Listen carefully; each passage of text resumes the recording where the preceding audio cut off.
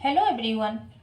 आज BPSC PT परीक्षा के दृष्टिकोण से बिहार के एक जिला रोहतास के बारे में एक नज़र देखेंगे। आइए कुछ इनके बारे में जानते हैं। प्राचीन काल में मगध महाजनपद का हिस्सा रहा। वर्तमान में रोहतास पटना प्रमंडल का हिस्सा है।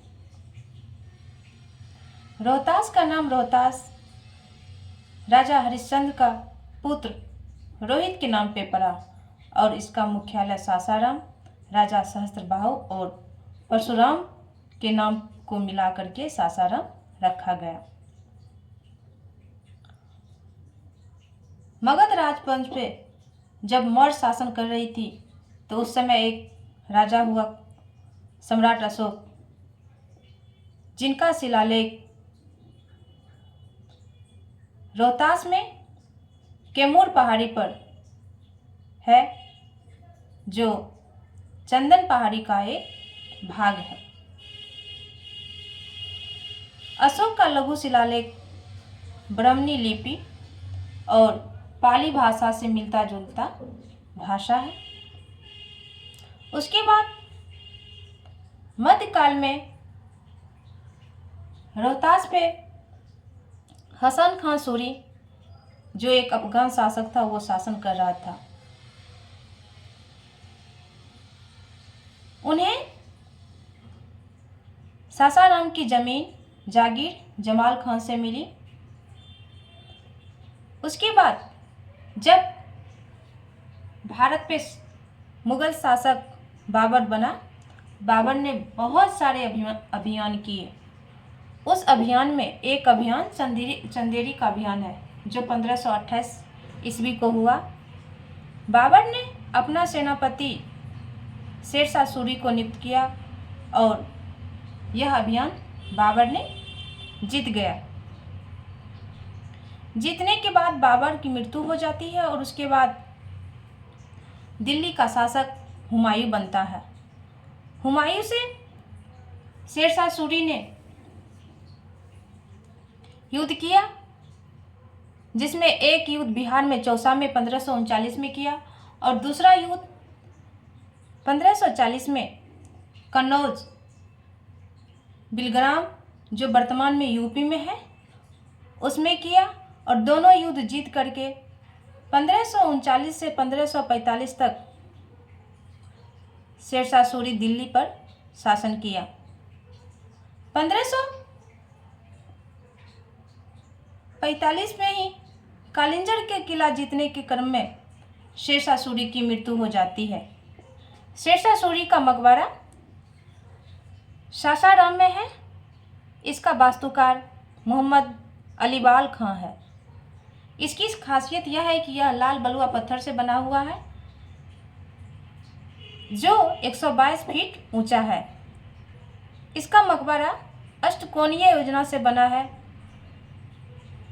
जिसमें इंडो इस्लामिक शैली झलकती है।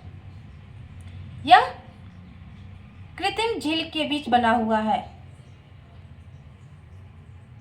रोहतास में 52 शक्तिपीठ में एक शक्तिपीठ मां तारा चंडी है, जिनका एक दायां नेत्र यहाँ गिरा था।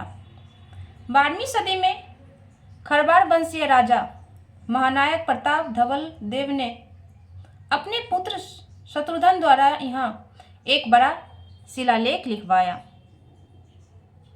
आगे रोहतासगढ़ का किला।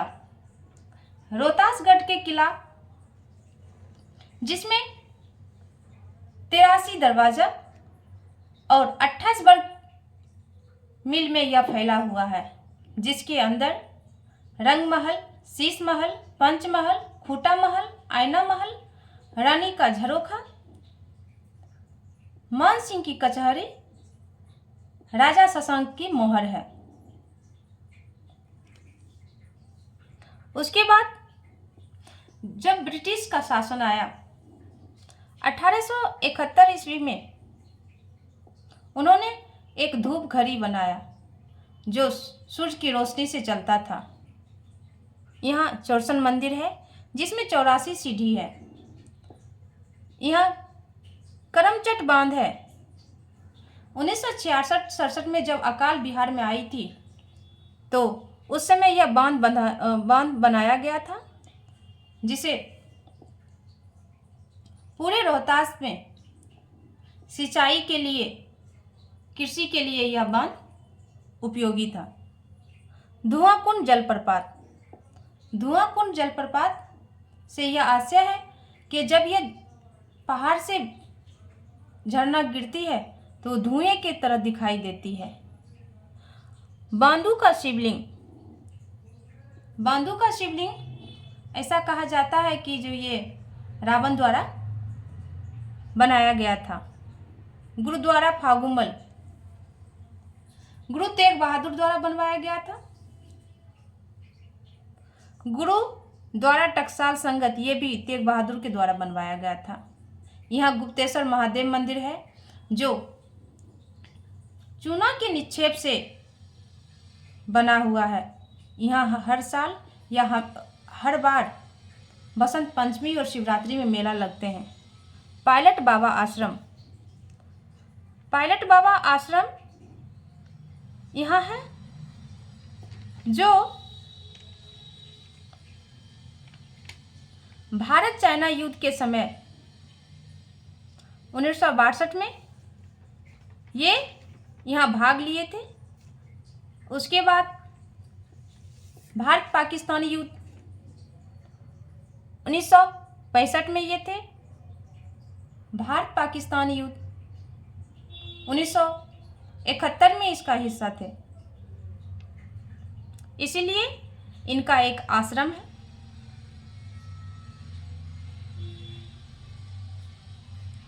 तुतला भवानी मंदिर,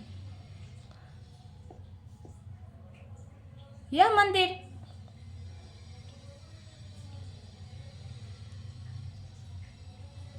पर्यटन की दृष्टिकोण से वन विभाग ने इसे विकसित किया है।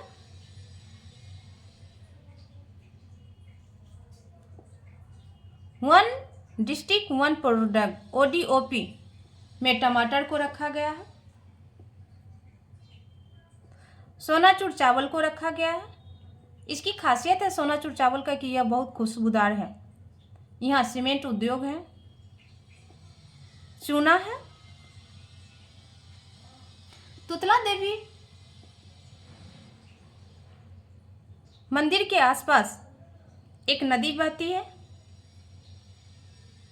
जिस नदी को कछुआ नदी कहा जाता है। अब आगे देखते हैं रोहतास की स्थापना कब हुई। जब रोहतास